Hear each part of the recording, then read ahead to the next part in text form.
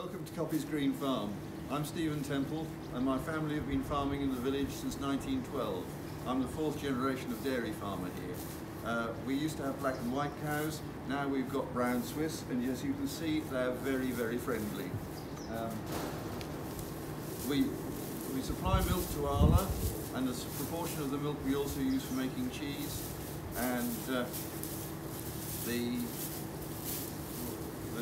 manure from the cows and some of the food which isn't really good enough quality for the cows, we feed to an anaerobic digester, and that produces the electricity for the farm and to export for the grid, and the heat from the generation engine does the heating for dairy hot water, cheese making heat, heating the farmhouse, cottages, grain drying, heating workshop, various other jobs, and what comes out of that is brilliant fertiliser for the arable side. On the arable side, we grow mostly crops for to feed the cows, maize silage, grass silage, lucerne silage. We grow beans for the cow food. We grow barley, some of which we sell as a seed crop, and the rest we feed to the cows, and the straw from the crops goes to feed the cows. So it's a rounded enterprise with the waste from one enterprise becoming the feedstock for the next enterprise. So that's a short introduction of what we do, and there'll be some more videos on other bits of what we do. Hello, so I'm Toby. I'm going to take you around the farm today and tell you a bit about it. So we're based in a little village called Whiton, which is just outside Wells next to the sea, in Norfolk. A lovely place to be, say 4 minutes from the beach, so perfect when we get time to get off the farm.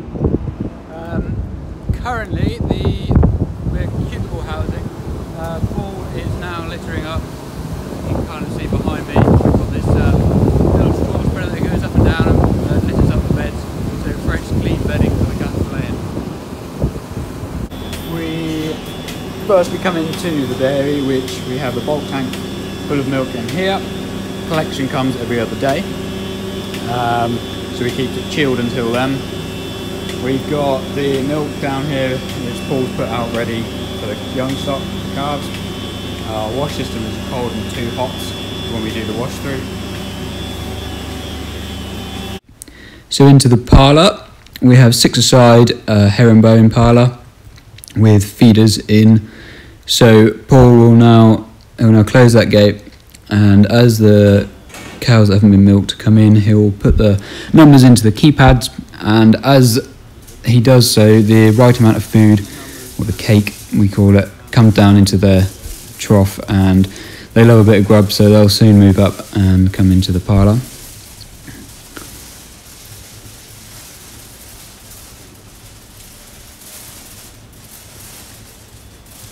We use these keypads for various information to store into data, so we can check the cattle, what's going on, how much they're feeding, how much they're milking, how much they're producing.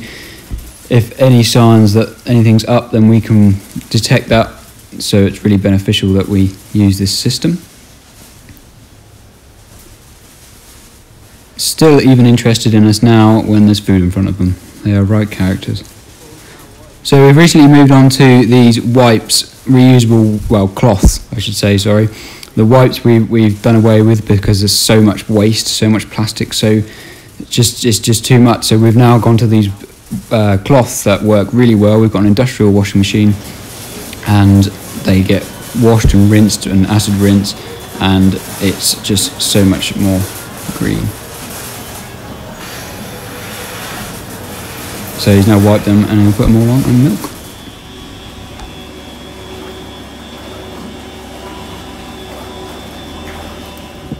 So this is Paul, our herdsman here. What are you up to here, Paul? Well, we're just feeding calves for their afternoon feed. And this is done once, twice a day? Twice a day, once in the morning and again in the afternoon. And is this colostrum or is this powdered milk? Well, it'll be colostrum to start off with, and then they will be fed whole milk from cows. And do they go onto the feeders over there, or do they go straight to a bucket? No, they will go straight to a bucket, and then once they're sucking, they'll be moved into a group hutch, into a group of about 3 or 4 calves altogether. But at this stage we keep them individual until I can get them trained properly onto a bucket, so that I know they can drink on their own. Brilliant. Fantastic. Moving on to feeding. So firstly, the milkers are fed. The food's already been put out for them this morning. And then the dry cows are next, which are these girls here. They are all fed on TMR, which is total mixed ration, which is recommended to us by our nutritionist, which goes over what crop we have in, feed-wise, and what cattle conditions they are and what they need. So everything is covered, and they thoroughly enjoy it.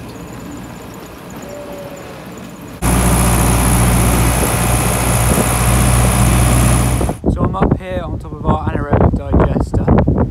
This is producing about 170 kilowatts. So all of our slurry also from the cattle go into this digester, which then gets digestated and turned into gas to make electricity.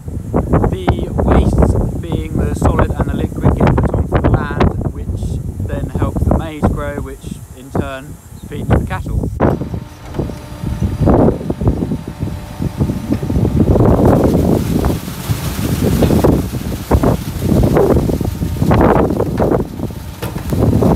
So the electric then powers the farm, runs the farm, and also the heat from the digester is used to heat the drinking water for the cattle in the winter, and then for the cheese, vats to be heated up by the water and make cheese. You wouldn't think it's awkward, would you? Nonetheless, still a lovely view of the cattle. So with our herd, we also take part in a classification for the Brown Swiss. This is done once a year. It's made up of 5 different elements on the scorecard, that being strength and substance, dairy quality, mobility, and a mammary system. We're hoping to get a good score.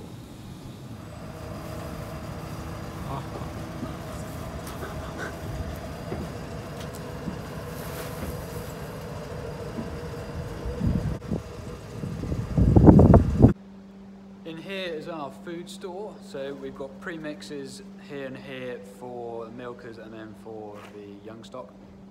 Rolled barley in the next one, rolled beans in the following one, and then rape meal in the one after that.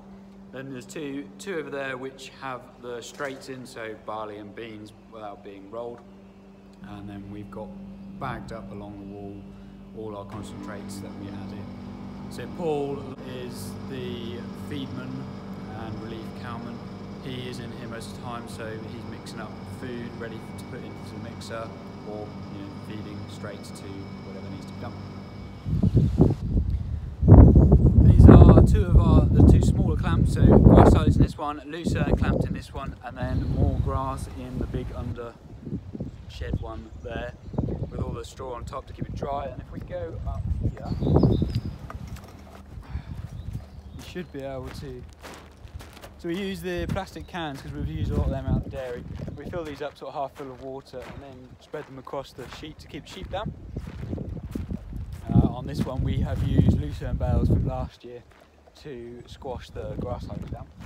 So yeah, over here, so you can see the maize that we've got left in the clamp from last year, and then the empty one here. So that should be gone in about under a month, because we'll be using probably about 2-3 weeks. So once we start filling the other indoor one up, before the other one up, it should be empty, and then we can fill that one up as well. And all our feed. So we finished harvest yesterday.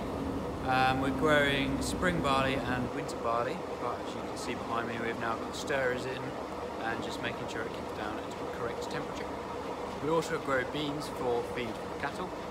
As you already heard, we grow maize, which is our main crop, to feed the digester and to feed the cattle. We also have gone now into Lucerne. We've now got 2 fields. Going to move to another 3rd field. Fantastic crop, 4 cuts. You do really nothing with it, and it just grows. It is incredible crop, definitely worth trying if you have cattle. And it does, for the digester side of it, it works out that it's actually better than rye, not good as maize, but it is actually better than rye and easier and better to grow. And a fantastic root structure to it as well. It really, really is good for the ground. Definitely, yeah, worth a go. So the two barleys, the beans, the maize, the lucerne, and then obviously we've got the grass silage as well for the cattle. We tend to have about 3 cuts normally. And this is Nala, the farm dog. She believes she owns the farm completely, don't you? Huh? All operations and harvesting we all do in-house. So we've got our own combine, also drills and tractors. The only thing we hire in a forager to do the maize, which we then do a little bit of contracting as well with that, and we have that in. But everything else is, yeah, all in-house, which is fantastic. So today we are putting in some cover crops into this barley field here. We're trying a new mix, which is juniper turnip, celia and then mustard. This will come maize next year, so David behind me here is putting it in with our weaving caddy and our new tine drill that we've just sort of set up on the back here. You'll see him coming now.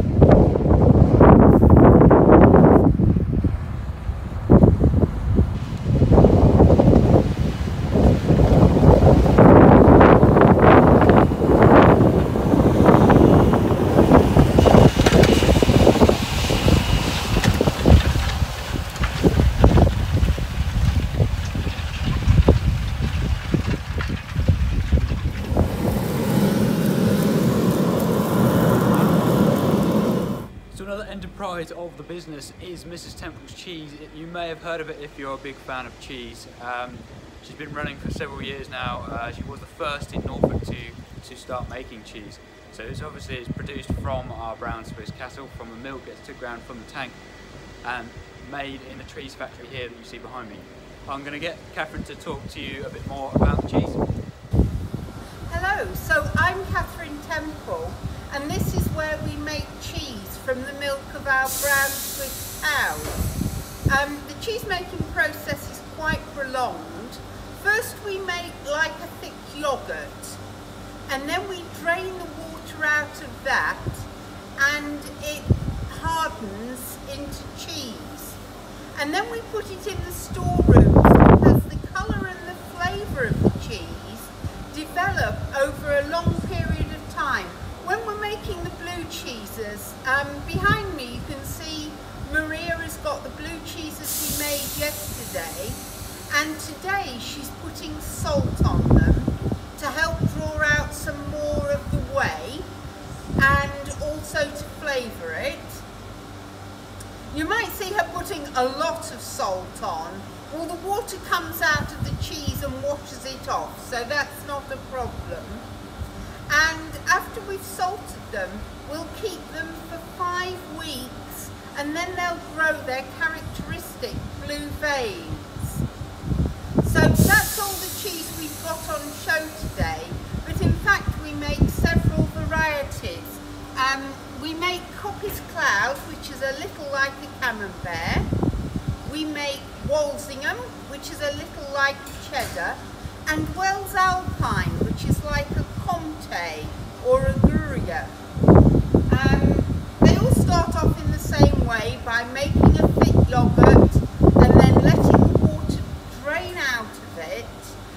The cheeses that we make are suitable for vegetarians, and we do try and keep the salt content as low as possible for health purposes.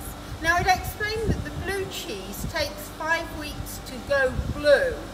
With the hard cheeses, we might keep them anything up to a year or 18 months to develop the flavour, because unlike many foods which only have a short shelf life, cheese just gets better the older it gets. So our cheeses are mainly sold in Norfolk and Suffolk, but they do get distributed nationwide by companies that collect them and take them up to the northwest and down to London. I'm afraid we don't do mail order, but just ask your cheesemonger. To see our range, you can visit our website at www.mrstemplescheese.co.uk. Thank you for joining me on our little farm tour. I hope you've enjoyed it. Please do follow us on Instagram, Coppy's Green Farm. From me, the team and the girls at Coppy's Green Farm, goodbye.